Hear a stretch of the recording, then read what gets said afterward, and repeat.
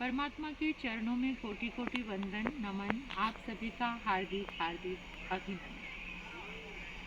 जीवन के कुछ पल हमें अपने साथ जीने चाहिए।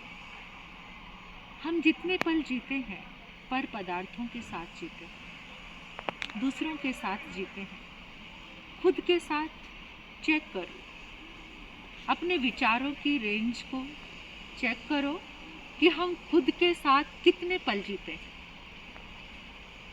जब खुद के साथ जीना शुरू कर देते हैं तो बहुत आनंद आता है और अंदर से आपको महसूस होने लगता है कि आप कितने आनंद से भरे। हमारे अंदर कितना आनंद छिपा है, हमारे भीतर कितना सुख है। अपने भीतर के संसार को, भीतर के विचारों को, भीतर की शक्ति को कभी चेक किया? कभी खुद के साथ अंदर में आकर गुनगुना कर देखो। अंदर में अपने आत्मा में परमात्मा को देखने की कोशिश कर। जीवन के सारे भ्रम, सारे संशय मिट जाएंगे। एक नई रोशनी मिलेगी, एक नया प्रकाश। एक बार एक बुजुर्ग थे, वो रोज सत्संग में आया करते थे, संतों के प्रवचन सुनते थे और संतों के प्रवचन दान के विषय में, तप के विषय में, त्याग के विषय। तो ऐसे प्रवचन सुनते सुनते उनके मन में भाव जागा कि मुझे भी दान करना है और उन्होंने 1 लाख रुपए का दान कर दिया। अब जैसे ही उन्होंने 1 लाख रुपए का दान किया तो संघ ने उनका सम्मान किया, माला पहनाई, शॉल ओढ़ाई, उनको स्टेज पर बुलाया, उनका नाम बोला। अब जैसे ही उनका स्वागत हुआ, सम्मान हुआ, तो उनके मन में अनेकों क्वेश्चन उभरने लगे। क्या ये सम्मान धन से सम्मान मिलता है? अभी तक तो मेरा किसी ने सम्मान किया नहीं, अभी तो मुझे कोई जानता नहीं था, कोई पहचानता भी नहीं था। तो वो संत के चरणों में गए और कहने लगे कि महाराज, ये दुनिया भी कितनी विचित्र है कि देखो धन से ही सबका सम्मान। महाराज कहने लगे कि अपने अंदर में झांक कर देखो, धन तो तुम्हारे पास पहले भी था, बैंक में था, तिजोरी में था, तब किसी ने जाना तुम्हें, तब किसी ने तुम्हारा सम्मान किया जब वो संग्रह रूप में तुम्हारे पास था। जैसे ही तुमने उसका दान किया, उसका त्याग किया, त्याग करते ही तुम्हारा सम्मान होने लगा, तुम्हें जानने लगे। तो ये सम्मान धन का नहीं, त्याग का है। जब धन अंदर पड़ा रहता है तो कोई सम्मान नहीं मिलता।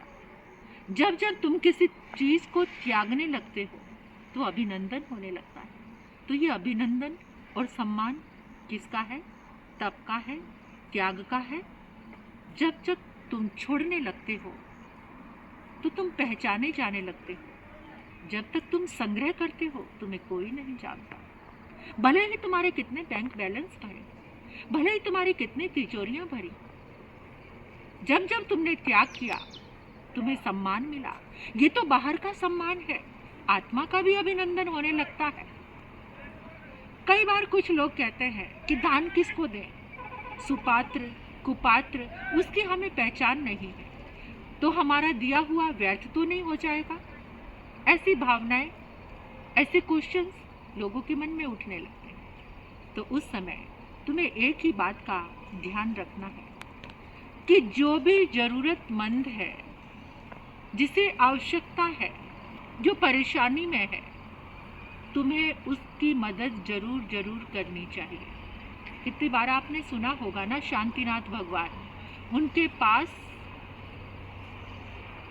कबूतर आ गया था और बाज उसको लेने के लिए झपटा, तो उन्होंने क्या कहा था? उस बाज को, आपकी नजर में वो कुपात्र हो सकता है, लेकिन शांतिनाथ भगवान ने अपने शरीर का सारा मांस काटकर बाज को देने के लिए तैयार हो गए, क्योंकि वो किसी के प्राणों को बचाना चाहते थे।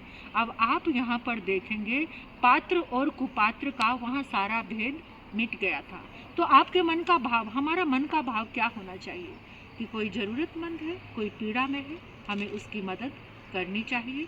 और वास्तविक रूप में जब तुम ऐसे भाव लाते हो, जब जब तुम त्याग के भाव लाते, भारत की संस्कृति तो शुरू से ही हमारे ऋषि और मुनियों ने यही समझाया है कि पहले दान फिर दातुन, यानी कुल्ला भी बाद में करना है, दातुन भी बाद में करनी है।